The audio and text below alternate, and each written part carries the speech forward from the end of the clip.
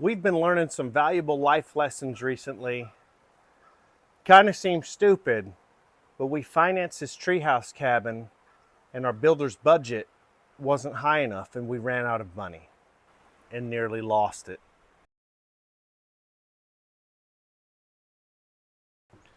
It was winter 2021-2022. We'd go out riding on our side-by-sides with our friends out here by the National Forest. We'd bring our toy hauler. We'd all stay in our toy haulers and go trail ride during the day and then crash in our campers at night. Well, leaving one day, we saw a for sale by owner sign. We're like, oh, what? So we called, come to find out, we could actually afford a little piece of land. He had broken up a big chunk of land into separate lots and was gonna sell off these lots where we can build cabins. And one of them was on the creek. It wasn't just any creekside lot. This lot has Billy Creek that comes down a named waterway. It's on the map. The local campground's named after it. We have this other creek, this overflow we call Turtle Creek, and they meet together, and in the middle, they form an island. And the island's on the property. We're like, oh man, we've got to have that. So it's a lot of money. We put some money down. We paid for part of it. I had a 99 Dodge Viper GTS, sold that and paid the land off. So we're coming out here every weekend and camping out here. We brought our toy hauler at first, and then we brought our cargo trailer camper conversion. And we paid a guy to come through with a skid steer and a mulcher on it. He mulched us driveways where we wanted them. And then we had another guy come out here and drop shale and build these shale driveways. Enough so that I could drive my camper down, turn it, and then back it right up beside the creek. So we did all that, and we just loved coming out here. And next thing you know, we had electricity, we had water. We built a deck. We set up a bell tent, 9.5 feet tall, 16.5 feet wide, and we put in a love seat, memory foam mattress, all that, so we had another place for people to stay. And we came out here all the time and just loved it. Well, the other lots on the street, they started building cabins on, and those cabins started renting on Airbnb and VRBO. They're like, man, we've got the best lot out here. We should build a cabin. So we found a builder that built one of our buddies' cabins, and it is beautiful. And called him up and talked to him. We hear that he also had a couple treehouse cabins of his own. Now his treehouse cabins were on Airbnb. When we checked out these listings, man, these things are booking all the time, and they're just right down the road. We're like, man, this is our guy. We need to talk to him. So we call him up, and he comes out here and he gives us a bid, and we go over everything, and we come up with a plan. We contact an architect. He draws up these cabin plans. We go over it with the builder. We decide on what we want to do. And then I contact a bank to finance the cabin, and no big deal. We get a construction loan. So everything's going great. Said we've got the deck built. It's 15 feet off the ground. We're building this 24 by 24 cabin. It's going to have a loft in it, so we made it tall, so it has all glass on the front of it, and has a second floor with another bed and a couple closets on the side. We're like, this is perfect. So the construction's well underway, and the builder's doing an awesome job. It looks great. His crew's coming out, they're framing it, and man, this looks awesome. And then they measure for windows. We custom order some windows. It's all glass on the front, custom made these windows. Ordered those, they came in. We wanted more windows so we could see the other creek. So when you're walking down the stairs, we can see out to Turtle Creek out this direction, and added these 3 windows, and they're awesome. He made the deck a little bit wider.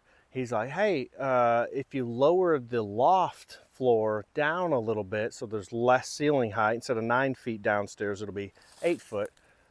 Said, hey, you could have bigger closets. I'm like, well, yeah, let's do that. So instead of having on the upstairs a closet on either side, we decided to build a bathroom. So we decided to do a half bath here. To be a vanity and the sink and a toilet. Whoever stays upstairs will have access to that. And then we decided, well, instead of just a closet, why don't we put a washer and dryer up here? It's kind of weird, washer and dryer upstairs, but we don't have room downstairs. We weren't planning on a washer and dryer in this building anyway. So now we have a storage closet slash laundry room.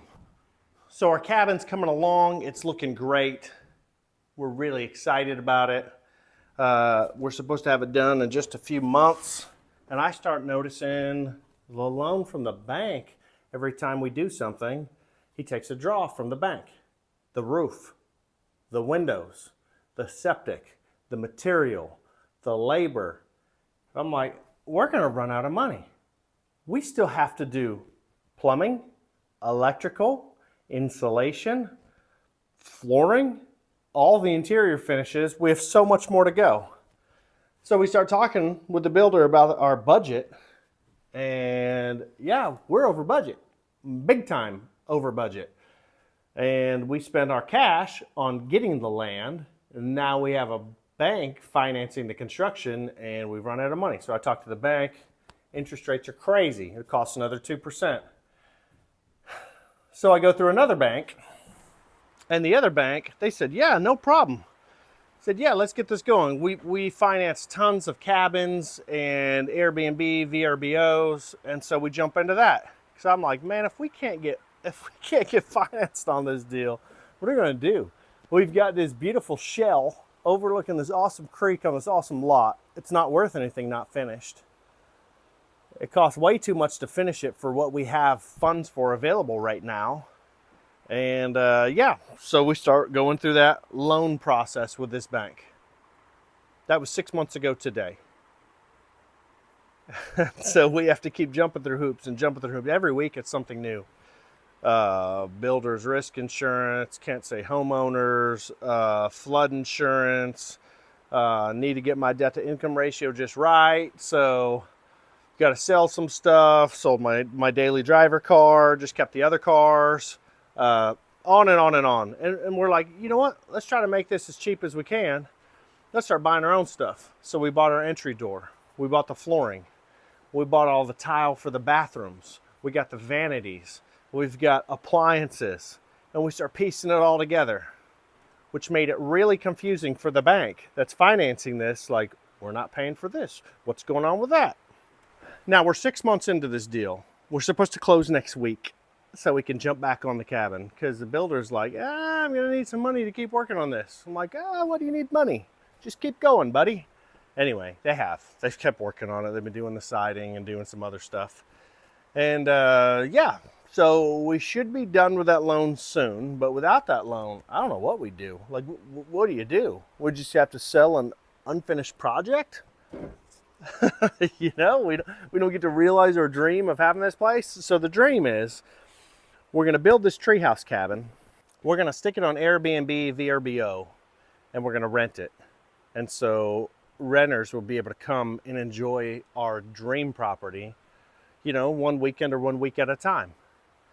And then they'll cover the mortgage. They'll start paying it. We'll be earning equity on it. And over time, we'll have an income from that, but that'll be feeding the fund for our project here, where we'd like to build more. Another tiny house in the back corner. On the other piece of land, we'll build a little tiny tree house, elevated, not nearly substantial like this, but just a really tiny house, little sort of deal. And we'll put all that together over time. And then retirement time comes, who wouldn't want to come out here? So then we can move out here full time. And, you know, probably fix some stuff, because I'm sure renters aren't going to treat it like we would. So if anyone's been wondering why we haven't finished our treehouse cabin, and we've been working on this for 1.5 years, not quite. The build started almost a year ago. So, but that's why we're taking so long. It's a financing thing.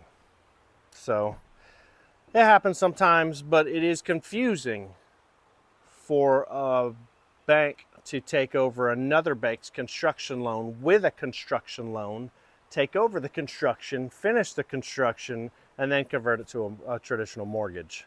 So didn't know that was a thing. Had I known that, we would have done things a lot differently. But because now it's not just a place that we're going to occasionally rent and it'll be our vacation getaway. Now it's a business.